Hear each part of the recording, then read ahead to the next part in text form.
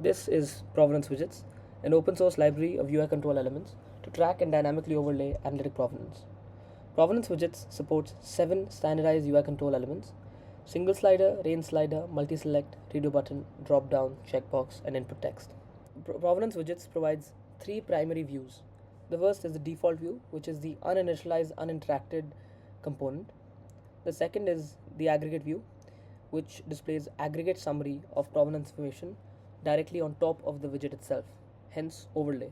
And the third is the temporal view, which gives a temporal evolution of how you've interacted with the component over time, as you can see from all these graphs.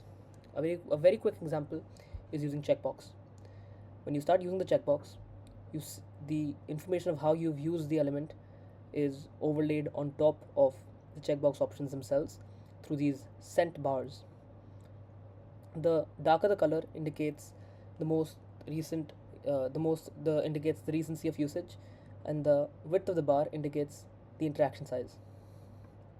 But what about now? We have 3 components here. What we would like to know how you've used them in conjunction. Maybe you've used the radio button and then the checkbox and then the input, or maybe vice versa.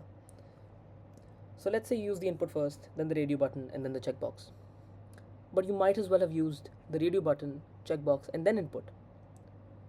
The point is, you can't tell just by looking at components individually how you've used them together. So this brings us to the problem. There is no way to track provenance across UI controls. Until now. I present SuperProvenanceWidgets, a library that allows you to track and visualize analytic provenance across several different UI control elements. Additionally, we introduce SuperWidget or SuperProvenanceWidgets. This widget gives you an aggregate and temporal summary of how you've used all these consistent elements with each other. SuperProvenanceWidget maintains consistency with its prior art in that it supports the same 7 UI control elements as ProvenanceWidgets. Additionally, it has a similar user interface with similar graphs and scent bars to maintain consistency. Let's see SuperProvenanceWidgets in action. This is a demo application called the Showcase that we've built with SuperProvenanceWidgets. Right off the bat, we have the SuperWidget right here and our 7 standardized UI control elements right here. So let me start by interacting with a couple of these elements. The first thing you'll notice is that in real time and dynamically, the SuperWidget is showing me these colored boxes, these rectangles. Each rectangle corresponds to a different widget. So the checkbox group is corresponded to by the red rectangle, and the single select dropdown is corresponded with the brown rectangle. I can also click on the rectangles to navigate me to different control elements.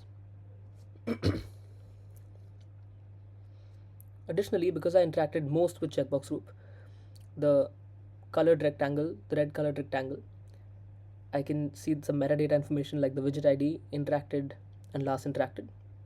And I can also see that the size of the width of the rectangle is the greatest because I've interacted the most with it, while the brown is on the rightmost side because I've interacted with it most recently. I can also look at the interactions. I can also look at the temporal view of these UI control elements to see how I've interacted with that individual UI control element. So I've done a bunch of interactions here, and you can see that all the colored boxes are now filled because now I've interacted with all of them. Next, I can go and see the temporal view of the SuperWidget, and I get a Gantt chart here which represents how I've interacted with all these components. So you can see individual interactions with their index and how you've interacted with them. I can also roll back an interaction by clicking on these individual interactions, and I can go to that state for that specific component. To conclude, SuperProvenanceWidgets will be available as an open source library on GitHub. For more information, you may read our paper.